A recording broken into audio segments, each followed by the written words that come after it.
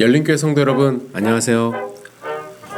오늘 성경 이야기 두 번째 강의를 진행하도록 하겠습니다. 원래 첫 번째 강의 때 여러분들께 말씀드린 것은 창조 시대에 대해서 함께 이야기를 나눈다고 했는데, 강의를 준비하다 보니까 조금 더 중요한 이야기가 있어서 본격적으로 창조 시대에 들어가기 전에 구약 성경의 정경화 과정, 우리가 어떻게 39권의 성경을 갖게 되었는지에 대해서 잠시 말씀을 나누고요. 그리고 성경을 읽는 관점에 대해서 잠시 말씀을 드리고자 합니다. 여러분들, 구약 성경은 히브리어와 약간의 아람어로 기록이 되어 있습니다. 화면에서 보시는 것이 히브리어 성경인데요. 참 깔끔하지 않습니까? 그리고 깨끗하죠. 근데 이제 문제는 뭐냐면 처음부터 이렇게 인쇄된 상태로 전해온 것이 아닙니다. 구약 성경 39권은 25에서 30명의 선지자들에 의해서 순차적으로 기록이 되었고요. 나중에 이제 모아서 39권이 된 거고, 처음부터 39권은 절대로 아니죠. 주전 1500년 전부터 주전 400년까지 약 1000에서 1200년간 이 긴 시간에 걸쳐서 이제 기록이 되고 전승이 된 것입니다. 처음에는 입에서 입으로 전해 내려온 그러한 성경도 있습니다. 특별히 이제 모세 오경 같은 경우에 신명기를 보시면, 신명기는 모세가 나이가 많아서 죽기 바로 직전에 이스라엘 백성들에게 설교한 내용인데, 모세가 그것을 다 쓰고 이제 죽었다라고 보기가 어렵습니다. 그래서 모세가 한 설교를 누군가가 옆에서 듣고 그것을 나중에 기록을 한 것입니다. 그래서 누군가에 의해서 입에서 입으로 전해 내려온 그러한 구간이 있고요. 그리고 후대에 그것을 집대성해서 문자로 기록했다라고 많이 생각을 합니다. 그런데 여기서 또 문제는 뭐냐면, 기록하는 도구가 양피지나 파피루스에 기록을 했기 때문에, 그리고 잉크도 지금처럼 발달된 것이 아니기 때문에 두루마리를 접었다 폈다 하면서 기록이 많이 훼손이 됩니다. 그래서 두루마리 경전을 성전에서 일하는 서기관들이 많이 이제 카피를 했습니다.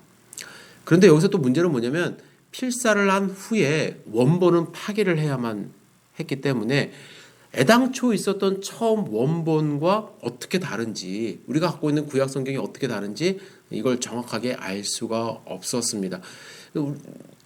여기서 중요한 것은 성경 사본을 베끼는 과정에서 실수도 있었고요. 소량의 내용이 또 일부 변형이 되기도 했습니다. 하지만 걱정할 필요가 없는 것은, 서기관들이 남긴 이러한 여러 사본을 비교하고 종합해 볼 때에 원본의 뜻은 이것일 거다라고 학자들이 많이 연구를 해서 우리가 성경을 읽고 있기 때문에, 이거 원본하고 너무 다른 거 아니야? 라고 의심할 필요는 없습니다. 그러나 우리는 마음을 좀 열어서요, 우리가 갖고 있는 성경이 하나님이 하늘에서 던져준 성경이 아니기 때문에 연구가 필요하고, 또 묵상도 더 필요하고, 이것이 어떠한 뜻일까에 대해서 다른 번역본, 영어, 또 한국의 다른 번역본들도 함께 읽는 그런 노력이 필요하다고 말씀을 드리고 싶습니다.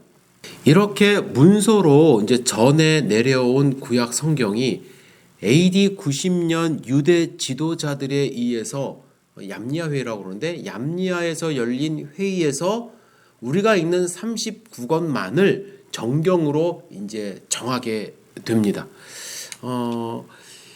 왜? 그러면 그동안에 이제 잘 지내다가, 잘 구약 성경을 읽다가 왜 이런 결정을 AD 90년에 하게 되었는가? 여기에는 배경이 좀 있습니다. 이 배경은 어디로 거슬러 올라가야 하냐면, 기원전 333년에 알렉산더가 세계를 통일하면서 세계는 이제 헬라화 열풍이 일기 시작합니다. 그리스 사람들이 헬라화하기 위해서 가장 중요하게 여겼던 것이 언어의 통일. 그래서 그리스어를 많이 보급을 했죠. 그때 영향으로 히브리어 경전이 헬라어로 번역이 됩니다. 여기에는 두 가지 설이 있는데요. 첫 번째는 알렉산드리아를 지배하던 그리스 통치자 프톨레미가 거대한 도서관을 짓고 유대인들의 경전을 소장하고 싶어서 유대인들에게 명령해서 번역을 하게 했다라는 그러한 설이 있고요. 또 한 가지는 유대인들 중에는 이미 그 당시에 고대 히브리어가 되어버린 더 이상 쓰지 않는 히브리어를 제대로 읽을 수 있는 사람이 없었다는 거예요. 그리고 이미 많이 헬라화가 되어서 헬라어가 더 편하게 되었다는 거죠. 특별히 알렉산드리아 도시에 살고 있던 유대인들이 상당히 많았는데 그 지방에서 태어나서 자란 유대인들은 더 이상 히브리어보다는 헬라어가 편해서 그들의 필요에 의해서 헬라어 경전을 만들었다, 이런 이야기가 있습니다. 원인에 대한 분석은 의견이 분분하지만 한 가지 확실한 것은 무엇이냐면 이게 70인역이라고 그러는데요. 이 헬라어 경전을 70인역은 히브리어 원본을 가진 39권뿐만 아니라 거기에는 헬라 사상이 포함된 헬라어 문서도 조금씩 포함이 되기 시작합니다. 헬라에서 자라고 헬라 사상을 가진 유대인들이 이것도 하나님의 말씀이다라고 신앙 서적으로 읽는 것까지는 괜찮은데 그것을 경전으로 포함을 하기 시작을 한 거죠. 그리고 이 경전, 그러한 헬라어 문서가 포함된 경전이 교회를 중심으로 해서 빠르게 또한 퍼져 나가기 시작을 합니다. 이러한 과정을 본 유대인들 중에서 특히 바리새인들이 위기감을 느낀 거예요. 이러면 안 된다. 특히 70년에 로마 군대에 의해서 예루살렘이 완전히 무너지고 나서 함락이 되고 나서 유대인들은 위기의식을 느끼고 경각심을 가져서 새로운 유대교를 규정하기 위해서 우리가 경전을 다시 회복해야 된다. 그래서 얌니아에서 회의를 한 거죠. 어떤 것이 우리의 경전이냐? 그들이 회의한 결과 헬라 사상과 헬라의 철학을 담고 있는 외경을 우리는 받아들일 수 없다 해서 히브리어 원전을 가지고 있는 성경 중에서 39권만을 그들의 경전으로 받아들이게 됩니다. 이후에 교회는 히브리어를 읽을 수 있는 사람이 없기 때문에 당연히 헬라어, 외경이 포함된 헬라어를 구약 성경으로 읽고 또 받아들이면서 역사가 흘러갔고요. 또 유대교는 헬라어 경전을 배제한 히브리어 경전만을 가지고 이제 역사가 흘러갑니다. 그러다가 종교 개혁이 일어나지 않습니까?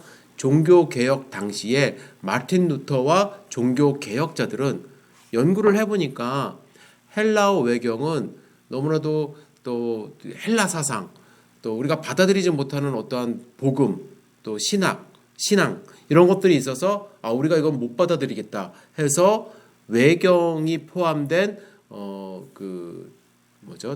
헬라어 경전을 배제하고 다시 유대교 경전, 유대인들이 이제 정한 39권의 구약 성경을 받아들입니다. 그래서 지금 카톨릭은 외경이 포함된 46권을 구약으로 읽고 있고요. 우리 개신교는 이제 종교개혁 이후에 다시 히브리어 원전으로 갔기 때문에 39권의 성경을 가지고 있게 된 것입니다.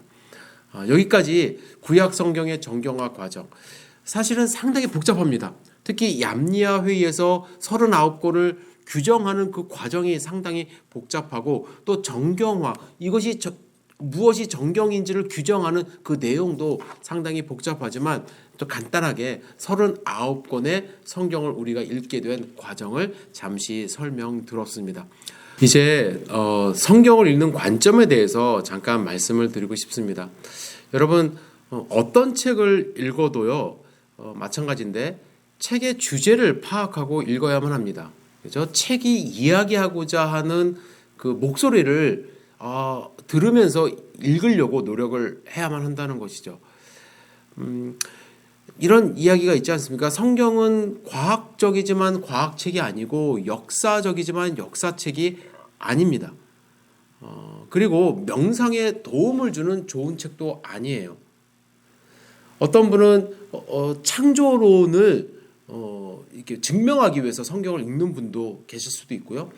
또 역사적인 사실을 또 이제 증명하기 위해서 성경에 집중하시는 분들도 계시고, 오늘 하루 내가 어떠한 마음으로 살지 알아야겠다 하면서 성경을 펼치시는 분들도 있을 수 있습니다. 하지만 물론 그것이 완전히 틀리다고 말씀을 드릴 수는 없어요. 하지만 그 목적만을 가지고 성경을 읽으면 제대로 된 성경의 이야기, 성경의 음성, 하나님이 주시고자 하는 말씀을 우리가 마음속에 새길 수 없다는 것이죠. 그래서 중요한 관점이 있는데 그 관점 세 가지를 말씀을 드리고 싶습니다. 첫 번째는 하나님의 구속의 역사의 관점.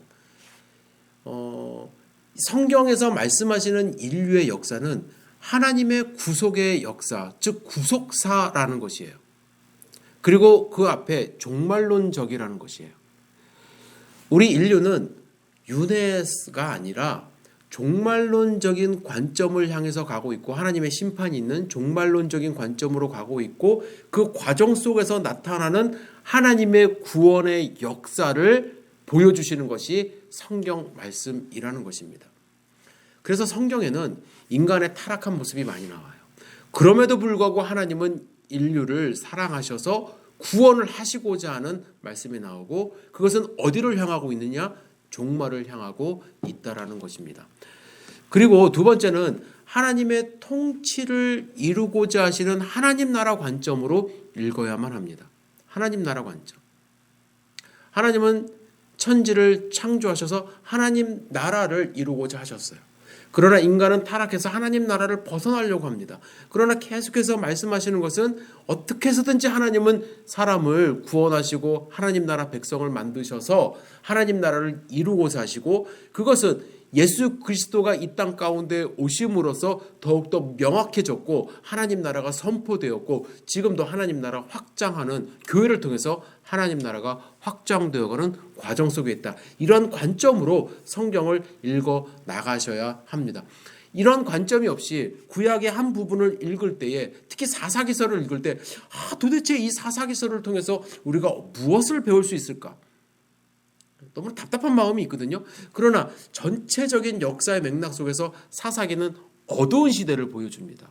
인류가 타락하면 이렇게 될 수도 있다. 그 속에서 하나님은 끊임없이 사사들을 보내주셔서 또한 우리를 구원하시기를 원하셨고 하나님의 백성을 만드시기를 원한다. 그러나 구약은 계속해서 인류가 하나님 말씀을 순종할 수 없음을, 행위로는 구원받을 수 없음을 보여주시면서 결국에는 예수 그리스도의 십자가를 통해서 우리는 구원을 받아야 한다는 그런 관점으로 성경을 읽어야 한다는 것이죠. 그리고 마지막은 하나님 나라를 이루기 위해서 하나님의 백성들, 그 나라를 구성하고 있는 백성은 거룩한 삶, 즉 구별된 삶을 살아야 하는 성화의 관점. 우리는 성화의 과정 속에서 살아야 된다. 영화로운 삶을 향해 나아가는 성화의 관점으로 성경을 읽어야만 한다는 것이죠. 우리가 성경을 읽을 때 그렇습니다. 오늘 하루 주신 말씀 너무나도 좋아서 마음의 위로를 받을 수 있어요. 그러나 그것은 오늘 그냥 위로받고 끝날 말씀이 아니라 어떻게 하나님의 백성으로 우리가 세상 가운데 승리하며 살아갈 수 있을지에 대한 말씀으로 또 우리가 받아들이고 훈련하고 또 하나님께 나아가는 그러한 삶을 살아야 하는 것으로 성경을 읽어야만 합니다. 자, 다음 시간, 이게 제가 자꾸 다음 시간 그래서 죄송한데, 다음 시간에는 창조 시대에 대해서 우리가 함께 말씀을 나누고자 합니다. 여러분들 가능하면 시간 있으실 때 창세기 1장부터 11장까지 다시 한번 읽어봐 주시고 또 기대해 주시고 또 기도해 주시면서 다음 시간에 또 뵙도록 하겠습니다. 여러분들 강건하시고 또 즐거운 주말 보내시고 또 안전하시기를 축복합니다. 감사합니다.